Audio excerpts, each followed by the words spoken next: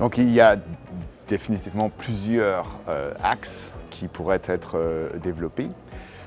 Pour moi, en tant que chercheur sur les maladies sexuellement transmissibles, un des axes prioritaires serait la vaginose bactérienne.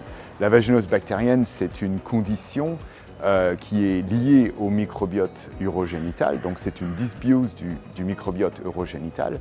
Et dès qu'il y a cette condition, le risque de maladie sexuellement transmissibles, le risque de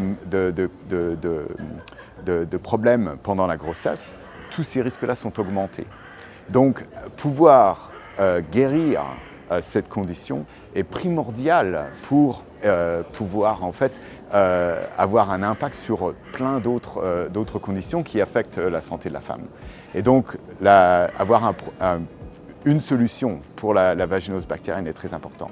Il faut bien se dire que ça fait 40 ans qu'on utilise le même antibiotique pour traiter la vaginose bactérienne. Et ça fait 40 ans que cet antibiotique ne marche pas très bien. En gros, 50% des femmes récurent après leur traitement. Donc, il faut absolument trouver un traitement parce qu'on sait très bien que c'est la clé de plein d'autres conditions. Donc ça, pour moi, ce serait un axe prioritaire. Il y a aussi d'autres axes qui pourraient être envisionnés.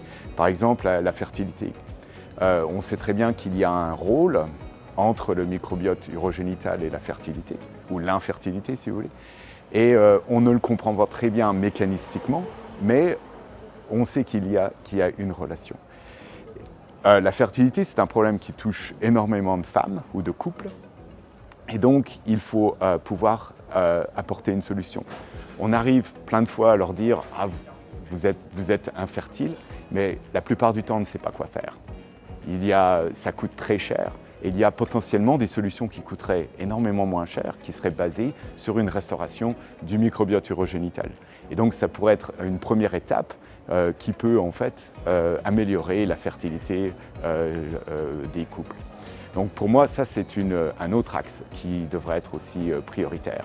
Et bien que cet axe semble potentiellement plus important dans les pays développés comme l'Europe, les États-Unis, mais c'est aussi un problème qui affecte les pays en voie de développement. Donc il y a un impact qui serait plutôt global aussi avec la fertilité.